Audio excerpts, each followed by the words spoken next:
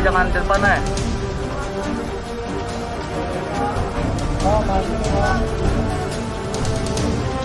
Bawa kemari Pak, bawa kemari Pak.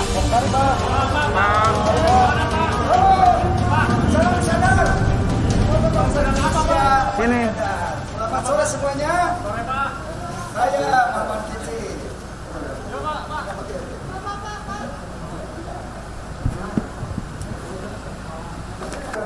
Bang, dadah bang. Bang, dadah Bang. Bang, sini dong. Dadah Bang. Baik, rekan-rekan sekalian. Assalamualaikum warahmatullahi wabarakatuh. Selamat siang, salam sehat untuk kita semua.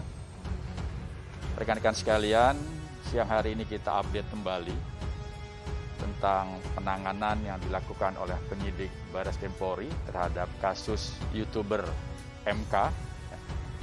Kita ketahui bersama sudah ada laporan polisi nomor 500, kemudian ditindaklanjuti oleh penyidik untuk mengumpulkan alat bukti, dan beberapa hari yang lalu telah ditingkatkan dari penyelidikan menjadi penyidikan, dan yang berikutnya yang bersangkutan pun telah ditetapkan sebagai tersangka. Tentunya penyidik bekerja keras untuk cepat menuntaskan kasus ini, dan semalam pada pukul 19.30 waktu Indonesia Tengah, waktu Bali, penyidik telah melakukan penangkapan terhadap tersangka MK di Banjar Untal-Untal, Desa Dulang, Kecamatan Kuta Utara, Kabupaten Badung, Provinsi Bali. Ditangkap di tempat persembunyiannya, dan sekarang dalam proses akan dibawa ke Jakarta, ke Barreskrim untuk tindak lanjutnya. Mungkin sore ini akan tiba, tentunya juga melalui protokol kesehatan yang harus diterapkan terhadap baik kepada penyidik maupun terhadap tersangka. Kita tunggu saja hasil tindak lanjut dari penangkapan ini, yang tentunya ini menjadi bagian Polri secara serius untuk menuntaskan permasalahan yang tentunya telah membuat kegaduhan di tanah air ini, khususnya umat Muslim di Indonesia. Ini saja rekan-rekan sekalian yang dapat, ya. Tentunya kalau dari barang bukti, alat-alat bukti telah dikumpulkan berupa video pada YouTube di mana yang bersangkutan memposting, kemudian telah memeriksa saksi-saksi ahli dan juga memeriksa pelapor. Ini menjadi alat bukti yang telah dikumpulkan oleh penyidik. Berdasarkan alat bukti tersebut, penyidik meyakini bahwa diduga keras telah terjadi tindak pidana, yaitu secara sengaja dan tidak sah menyebarkan informasi yang dapat memunculkan rasa kebencian, rasa permusuhan di masyarakat, berdasarkan SARA.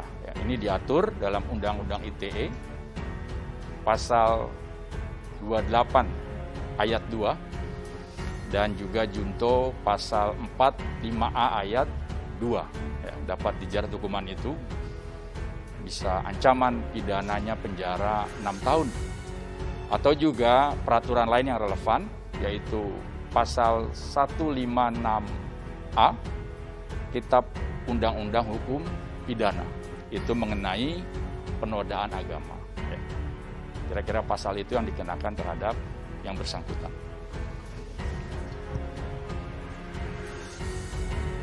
Tentunya kalau kita lihat dari peristiwa, setelah muncul di masyarakat, tidak ada upaya dari yang bersangkutan untuk bisa mengklarifikasi terhadap masalah ini ke penyidik. Jadi penyidik melakukan penangkapan pada tempat persembunyiannya di Bali.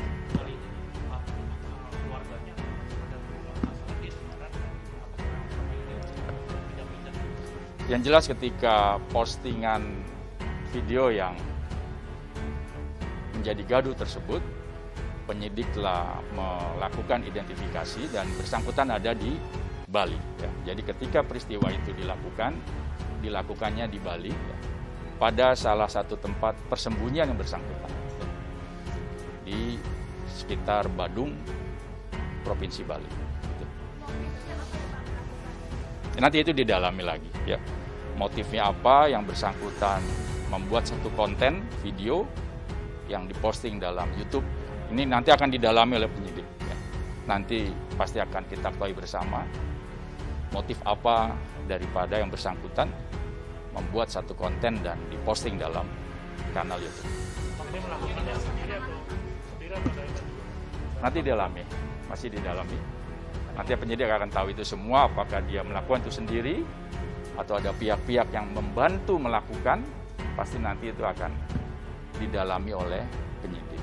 Ya. Ya, kalau tidak ada halangan sore ini akan tiba di Barreskrim untuk mempertanggungjawabkan perbuatannya. Baik, rekan-rekan sekalian. Ya. Tempat persembunyiannya sendiri. Ya. Baik, rekan-rekan sekalian, ini yang dapat saya sampaikan, nanti perkembangannya bisa kita informasikan kembali. Terima kasih. Wassalamualaikum.